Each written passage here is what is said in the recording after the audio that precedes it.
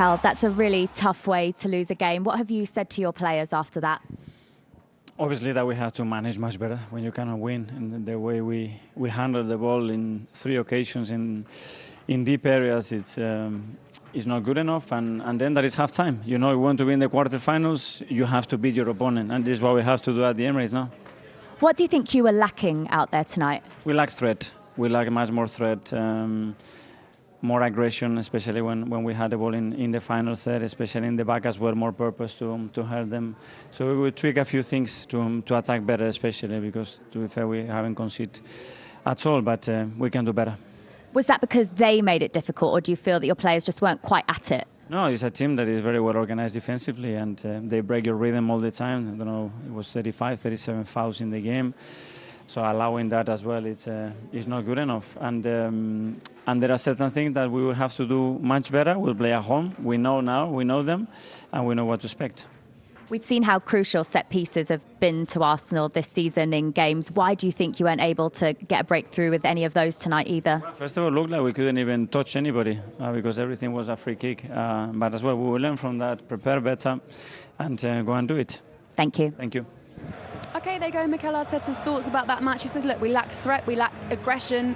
21 goals in their last 5 games, and they've been really going well in the league. 5 wins out of 5.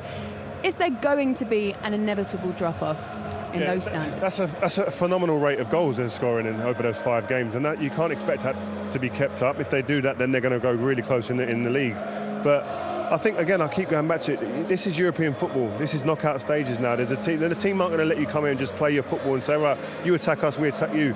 It's very strategic, the approach from this Porto team, and they were great to a man. In the fullback, both the fullbacks, I thought marshalled the wingers very well, played 1v1, were very confident in that, and the 2 centre-halves were very composed and they were compact. And the midfield screen in front of them, it meant there was so little space for the Arsenal players to play through. Everything had to be perfect for it to come off, and today just wasn't that day. It was a harsh lesson tonight for Arteta and his team, and he talked about attacking better, show more aggression, and they're quick learners. And Arteta and his team are young in this competition as manager and as players, and I think they'll learn quickly and they'll do much better in the return leg.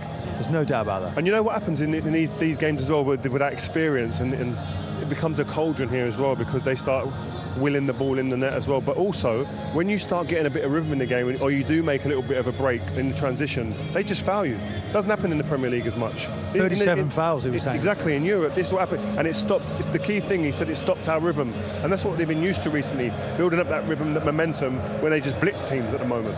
So what are those lessons in regards to everything that you've just said there? 3 weeks to get it right, to then take it back to the Emirates, where it might be a different story. What are they going to have learned from this to correct for the next leg?